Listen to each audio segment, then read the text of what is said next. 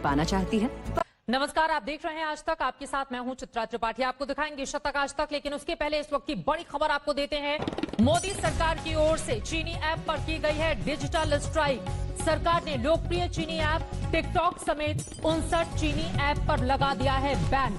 प्रतिबंध लगा दिया गया है। इन चीनी ऐप से निजता की सुरक्षा का मामला माना जा रहा था। हेलो और कैम स्कैनर पर भी प्रतिबंध लगा दिया गया है। यूसी ब्राउजर पर भी सरकार की ओर से बैन लगाया गया है। आपको बता दें, ये बहुत बड़ा फैसला। लाइकी, वीको पर भी देश में लग गया है प्रतिबंध। बीते कई दिनों से लगातार चीन के खिलाफ देश भर में जो माहौल था, उसके मद्देनजर भारत सरकार का ये बहुत बड़ा फैसला इस वक्त का।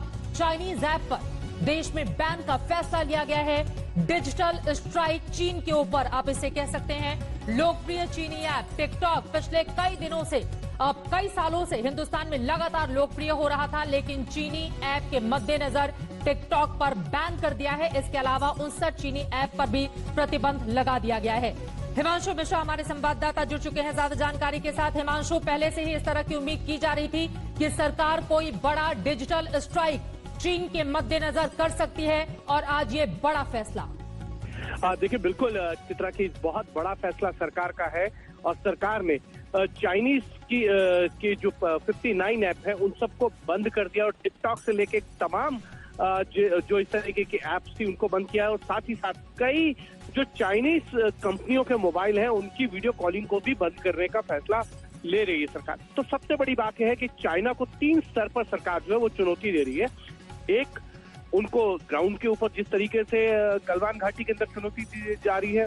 दूसरा, डिप्लोमेटिक स्तर पर चाइना को किस तरीके से घेरा जा रहा है। और तीसरा, आर्थिक स्तर पर भारत सरकार की कोशिश है चाइना को घेरा जाए, क्योंकि इलेक्ट्रॉनिक्स मार्केट जो चाइना की है उसका बहुत बड़ा बाजार अगर हम देखें तो भारत है। और अगर भारत में इस तरीके से लगातार बैन होते रहे तो चाइना के लिए कह सकते हैं कि आर्थिक प्रतिबंध जो है वो भारत के द्वारा लगाया जा रहा है, और ये बात चाइना को समझ भी धीरे धीरे आने लगी है अगर हम देखें।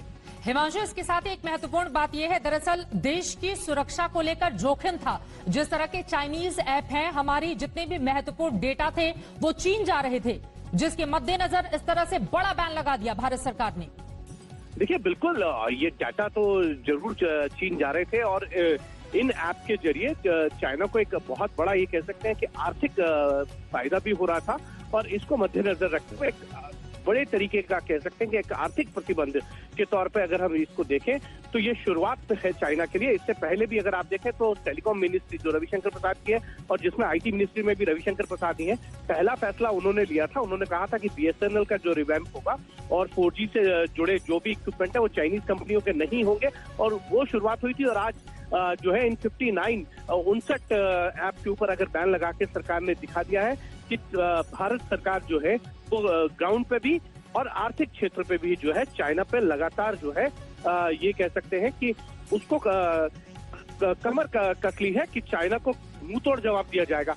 तो ये इस तरीके के बैन्स जो हैं वो आगे आने वाले दिनों में और भी देखे जा सकते हैं। अलग अलग मंत्रालयों से आपको इस तरीके की खबरें मिलेंगी, क्योंकि रेलवे ने भी इस तरीके के जो टेंडर्स थे जो चाइनीज कंपनियों को दिए गए थे उनके ऊपर बैन लगाया था, उनको रिव्यू किया था। और अब जब 59 इन ऐप के ऊपर बैन लगा के सरकार ने बता दिया है चाइना को कि अगर भारत बहुत बड़ा बाजार है चाइना के लिए इलेक्ट्रॉनिक क्षेत्र में भी, और उनके जितने रॉ मटेरियल है उसका भी एक बहुत बड़ा क्षेत्र बाजार है, और एक्साइज ड्यूटी भी बढ़ाई जाएगी। तो इस तरीके के तमाम कस्टम ड्यूटी से लेकर तमाम तरीके के फैसले जो है वो भारत सरकार आने वाले दिनों में लेगी। बहुत शुक्रिया हिमांशु मिश्रा इस पूरी जानकारी के लिए। इस वक्त की सबसे बड़ी खबर आज तक पर जो आप देख रहे हैं, चीन से तनाव के बीच भारत सरकार का बहुत बड़ा फैसला। टिकटॉक समेत 59 चाइनीज ऐप पर बैन का ऐलान किया गया है। हेलो और कैम स्कैनर पर भी प्रतिबंध लगा दिया गया है। क्लब फैक्ट्री, लाइकी, वायरस क्लीनर पर भी बैन लगा दिया